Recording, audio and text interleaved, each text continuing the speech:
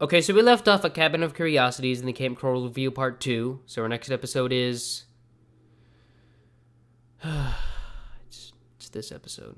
Okay, I originally wanted to skip this episode really badly. Really badly. But I'm doing it just for you guys, and please remember that because this episode was like literally going through hell. So this episode is called In Search of Camp Nudists, which, you know, sounds like an appropriate title for a kid's cartoon. And they also spelled nudists wrong and spelled it with 2 O's for some reason.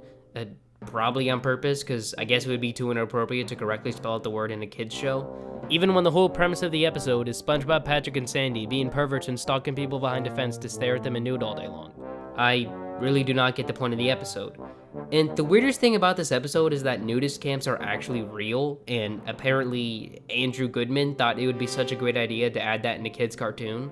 Now, I was about to say this is the weirdest concept for an episode, which it's really weird, but then I forgot season 12 existed and had some episodes, so, you know, that proved me wrong. But this episode is still freaking weird, though. I also don't really know how old SpongeBob and the crew are to wanting to be visited nudist camp. Their, like, age and Camp Coral are never really discussed. Now, what's the real reason I was tempted to throw a huge rock at my TV watching this episode?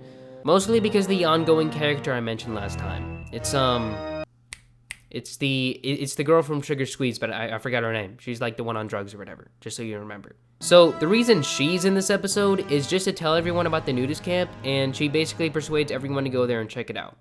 Why? I don't know. This is Camp Coral. But anyways, the crew decides they want to go to the camp, so they leave.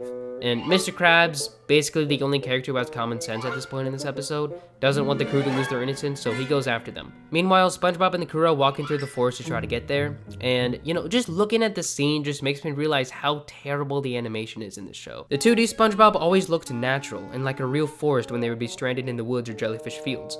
Here, everything just looks flat out bland with no attention to detail. The sand on the ground doesn't have any lumps that would make it look natural. The rocks just seem lazily layered on top of the ground, not making it look foundationed. And the kelp that's all around them just look like a bunch of cardboard cutouts spray painted green. Nothing in this forest looks organic or natural for some reason, and it just pisses me off. This is why SpongeBob just can't be 3D animated. For the record, I thought the Sponge on the Run animation looks very good, but that's only because there are millions of dollars behind it.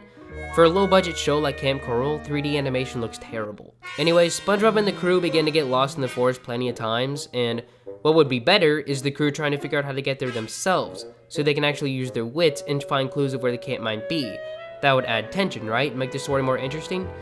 Well, apparently the one crackhead is their personal guide that shows up literally out of nowhere and straight up tells them where the camp is. Just exposition dumped to the fullest, I guess. There's a scene where they all have to walk through some feeble bridge, and, you know, Patrick acts like an idiot and then falls off the bridge, then... See? Perfectly safe. Wow, get it? Because it doesn't make any sense. It's like defying the laws of gravity. It's hilarious. Anyways, apparently Mr. Krabs is the one who gets to the nudist camp first somehow, and when he tries to get in, because he thinks SpongeBob's already in there, he's told to strip naked if he wants to enter though. So that's what he does.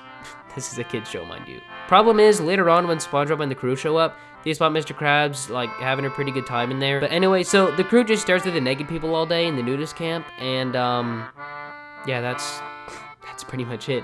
That's basically the end of the episode. That was a pretty interesting episode. You know, when parents say they don't let their kids watch SpongeBob, I never really understood that right until now. So that's all I got for In Search of Camp Nudists. So let's go to the next episode. Alright, Kitchen Sponge. Now, this episode sucks, but like, it doesn't really suck at the same time, to be honest. The humor is goofy as hell and super dry as usual in this episode, but the concept in this episode is not as bad as I thought it would be. So this episode is basically about Plankton not being able to feed all the people at camp during lunch, mostly because he's too small. So SpongeBob volunteers to be in the kitchen and make all the food for everybody. This is the first time people notice how great of a cook SpongeBob is too.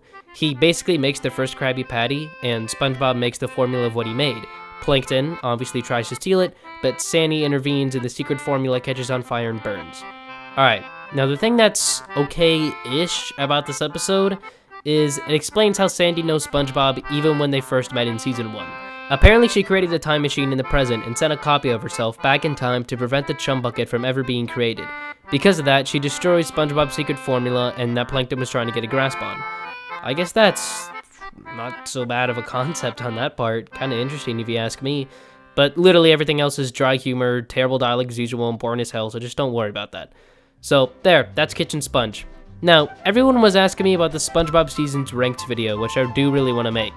In the last review of Kamp Koral, I said that I would make the Seasons Ranked video after I fully review Kamp Koral, but since I know that's going to take a while since I'm crazy busy right now, I've decided for the next video, I'm just going to do the SpongeBob Seasons Ranked video, so you all will enjoy that.